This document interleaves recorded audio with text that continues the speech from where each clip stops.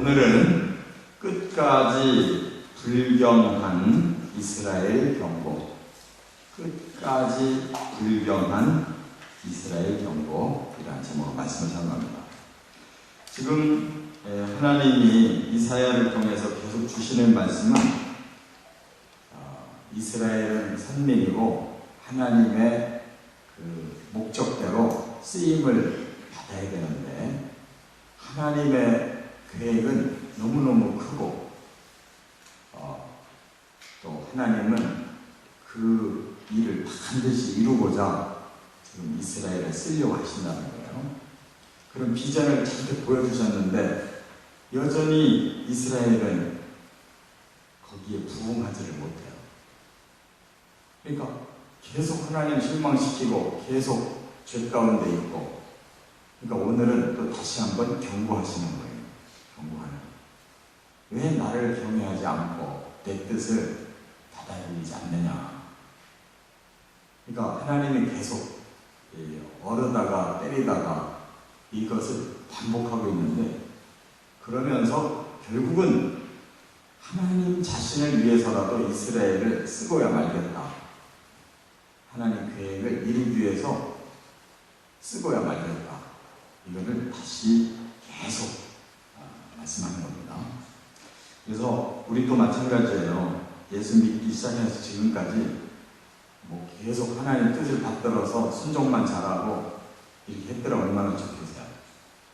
사람은 근본이 죄성으로 인해서 그렇게 살 수가 없는 존재라는 걸 하나님 아셔요. 그래서 은혜도 베풀었다. 때로는 시련도 줬다가 그러면서 결과적으로 성숙시켜서 하나님이 구원하려고 하신다. 그 말이에요. 지금 그런 과정입니다. 그래서 세 가지로 지금 하나님이 교훈을 주셨는데, 첫째는 22절과 23절에 보면 수고롭게 아니하셨으나 불경하다. 이거를 말씀합니다. 그러니까 하나님은 선민에게 수고롭게 안 한다는 거예요. 힘들고 귀찮게 하지 않는데도 불구하고 그들이 죄를 짓고 있다는 거예요. 하나님을 경외할 생각을 안 하고 하나님의 뜻을 순종할 생각을 안 한다. 그게 섭섭한 거죠. 하나님 편에서 볼 때는 그들이 나를 경외하는데 힘들거나 아주 괴롭게 한 적이 없는데 그들이 근본적으로 하나님을 잘 경외하지 않는다. 그걸 지금 말씀하고 있어요. 그래서 야곱은 하나님을 부르지 않고 이스라엘은 하나님을 괴롭게 여겼다. 이 말은 도대체 마음에 경외심이 없다. 하나님을 부른다는 말은 하나님께 예배한다는 말이잖아요. 또 하나님을 괴롭게 여긴다는 말은 하나님 앞에 나오는 게 굉장히 귀찮다는 거예요. 왜 이렇게 하나님이 사람을 성가시게 만드나. 믿음이 없이 신앙생활 하려면 그런 의무감이 잔뜩 집어지잖아요. 이스라엘이 그 꼴이 됐다는 거예요. 그래서 번제의 양을 가지고 오지 않고 제물로 공경하지 않는다. 이 말은 예배드리러 안 온다는 거예요. 하나님의 은혜에 대한 감사가 전혀 마음에 없다는 거예요. 꼭 하나님 물질을 받겠다는 뜻이 아니에요. 그들의 마음에 하나님을 경외하는 것을 보고 싶다는 거예요. 근데 이렇게 예배를 드리지 않고 감사가 전혀 마음에 없다는 거예요. 그러나 언제 하나님이 재물 많이 가지고 와라, 언제 하나님이 나를 잘 공경해라, 이런 말씀 하신 적이 있느냐, 그 말이에요 지금. 그래서 하나님은 재물로 이스라엘을 수고롭게 하지 않았고 유향으로 괴롭게 하지 않았다. 재물 많이 갖다 바쳐라, 유향을 짙게 향을 피워라, 이런 말 하지 않았다는 거예요. 그런데 어찌 너희들은 마음에 하나님을 향한 경외심이 이렇게 없느냐. 그것은 근본적으로 사람은 죄성이 강해서 자기 중심으로 살려고 하고 자기를 높이려고 하지 하나님을 높이고 하나님께 순종하고 경외하려고 하는 이런 거룩성이 없어요. 두 번째, 24절과 25절에 보면 오히려 죄짐으로 하나님을 수고롭게 한다. 이렇게 말씀했어요. 오히려 너희들이 하도 죄를 많이 져가지고 그 죄짐을 가지고 있기 때문에 내가 오히려 너희들의 죄 때문에 수고롭다. 이렇게 지금 하나님 반대로 말씀합니다. 나는 너희를 수고롭게 하지 않는데 너희들은 나를 경외하지 않을 뿐만 아니라 오히려 너희들의 죄의 짐이 너무 커서 그걸 해결해 줘야 될 하나님이 수고롭다. 그 말. 그러니까 이거 얼마나 깊은 뜻이에요. 하나님은 사람들을 사랑해서 경외만 하면 죄도 용서하고 거룩한 백성으로 만들어 주려고 하는데 하나님 앞에 나오지는 않고 죄는 잔뜩 져가지고 그 죄를 하나님이 해결해 주려니까 그만큼 하나님 수고롭다는 거예요. 우리가 짓는 건 죄뿐이고 하나님 앞에 와서 그 죄만 해결해 달라고 하는 것은 정말 하나님을 괴롭히는 염치없는 짓이다. 그런 뜻이죠. 그래서 하나님을 위해서 형품도 사지 않고 희생의 기름으로 하나님을 흡족하게 하지도 않으면서 죄짐을 져서 하나님 수고롭게 만들고 죄악으로 하나님을 괴롭게 만든다. 이렇게 말씀합니다. 그러나 하나님은 그렇다고 해서 나 도대체 너희들 싫다.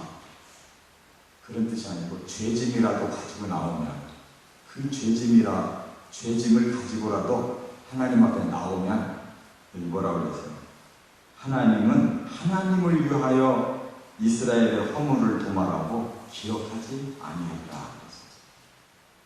그러니까 하나님 자신을 위해서라도 나는 너희들의 죄를 다 없애주고 다시는 하나님 마음에 그 죄를 기억도 안 할 거다.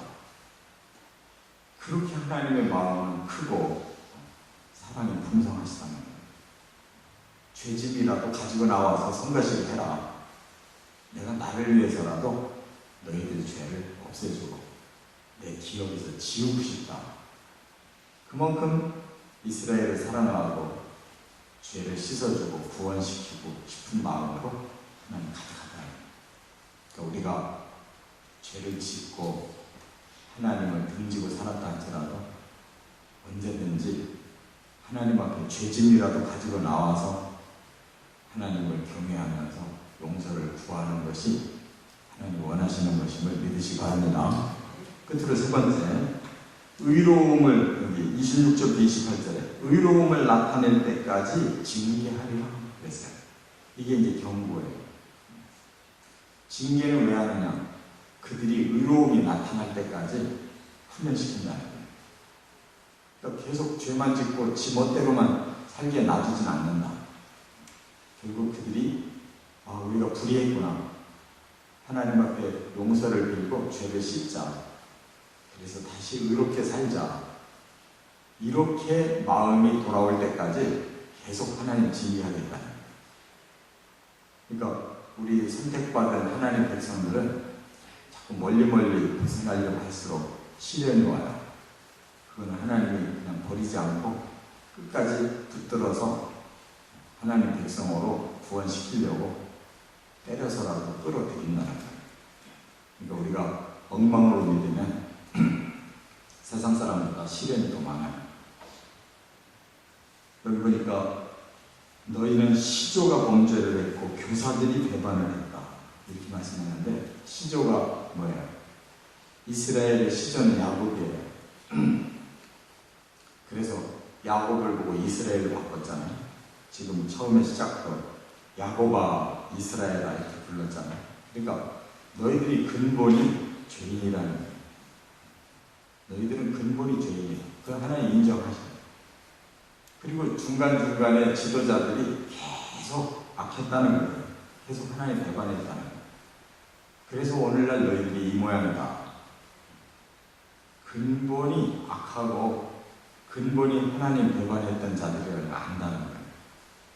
그러나 하나님은 그럼에도 불구하고 용서하고 죄를 씻어주려고 한다는 거예요. 돌아와야 되는데 안 돌아오니까 너희들이 멀리 갈수록 내가 징계할 거다. 그래서 성소의 어른들을 욕되게 할 거다. 이 말은 뭐예요? 이스라엘이 가장 중요하게 여기는 게 성소잖아요. 성소를 지키는 제사장들까지도 욕을 볼 것이다. 이게 징계로 망한다는 것이죠.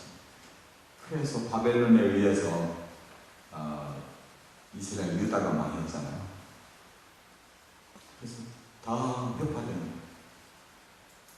이와 같이 하나님을 버리면 그들이 하나님의 성소라고 받들었던 그것까지도 다 깨뜨려지면 또 야곱도 진멸당한다. 진멸이라는 게 뭐야? 완전 흩어지는 걸 말하는 거예요. 결국 이스라엘이 하나님을 버리고 하나님이 보내신 메시아 예수님까지 버리니까 성기 70년에 로마에 의해서 다시 한번 성전이 완전히 회파되고 야곱의 백성 이스라엘이 완전히 진멸을 당했어요. 그래서 그 땅에서 다 쫓겨나가지고 온 세계로 흩어져서 1878년 동안 계속 떠돌이 생활한 거예요. 이스라엘 땅은 팔레스타인 사람들이 살고 이 말씀은 그대로 응했어요. 그래서 이스라엘이 비방거리가 되게 아니라 계속 2000년 가까이 이스라엘 사람들은 이 세상에서 가장 악한 자들과 메시아를 죽인 자들, 하나님의 적이 된 자, 이렇게 따돌림을 당해서 그렇게 시대마다 그 영국의 섹스피어도 유대인들을 얼마나 경멸했는지 몰라요. 돈독이 올린 수전도들이라고 글에다가 소설에다가 유대인들을 가장 경멸했어요. 그리고 모든 나라들이 다 유대인을 경계하고 싫어하고 이 똥침 막대기처럼 그 인생들이 1900년 가까이 그렇게 하다가 최근에 이스라엘이 돌아온 거예요. 그러니까 이 징계를 그동안 받은 거예요. 그렇기 때문에 하나님의 말씀은 이 역사를 훑어보면 그대로 진행하고 있다는 알 수가 있어요. 그렇다고 정신 차렸느냐? 아직 정신 못 차렸어요. 그들은 지금 자기들을 강국으로 만들어서 거짓 메시아를 받아들여서 세계를 통치할 꿈을 꾸고 있지, 예수님을 믿고 회개하고 거룩한 백성으로 변화되려고 하는 생각이 없어요, 지금. 그래서 앞으로 7년 대환란이 떨어지는 그들의 마지막 속죄의 기간이 7년입니다. 그 다니엘서에 나오고 계시록에 실행되는 거 다 보여주고 있어요. 우리는 미래를 몰라도 말씀을 통해 그들의 미래라. 그래서 그들에게 순교가 오는 거예요. 아, 끝까지 기다려봤는데 결국 적그리스도를 만나 적그리스도를 기다렸구나. 그게 가짜였다는 걸 뒤늦게 깨닫고 진정한 그리스도 예수 앞에 돌아오기 위해서는 순교까지 해야 된다. 그게 그들의 깨달음입니다. 그래서 구원받은 자들을 14만 4천이라고 12지파를 말하는 거예요. 그러니까 성경은 어디를 펼쳐봐도 방향이 똑같아요. 왜냐하면 하나님이 저자이기 때문에 하나님이 시대마다 선지자를 세워서 메시지를 주셨고 그 시대와 함께 부응하면서 먼 미래까지를 내다보는 이 예언이 다 방향이 같을 수밖에 없는 거죠. 그래서 우리는 우리 자신도 하나님의 선민 됐잖아요. 제2의 이스라엘이에요. 우리 교회와 성도들은 우리도 똑같은 말씀으로 책망을 듣고 있어요. 그래서 신약에 보면 교회도 마지막에 타락해가지고 점점 사랑이 식고 점점 세속화된다는 배교의 일이 일어날 거라는 걸 교회도 예언하고 있어요. 똑같이 예언하고 있어요. 그렇기 때문에 이렇게 하나님 앞을 헌신적으로 살지도 않으면서도 하나님에 대해서 굉장히 힘겨워한다는 거. 그렇잖아요. 헌신도 안 하는 사람들이 하나님 믿는 걸 굉장히 힘들어요. 마치 인심서 주듯이 주일날 나와요. 내가 하나님 위해서 주일날 나와줄게 이런 식이에요. 그렇게 믿으니까 하나님이 오히려 그들의 죄진 해결해 주기가 더 힘들잖아요. 제대로 된 백성 만들 때까지 징계하면서 그들이 회개하고 돌아오게 만들겠다. 너무나 분명하잖아요. 우리 신앙생활 돌아보고 우리는 그러한 핍박골을 돌지 않도록 하나님 앞으로 온전히 서시기를 주의 이름으로 축원합니다.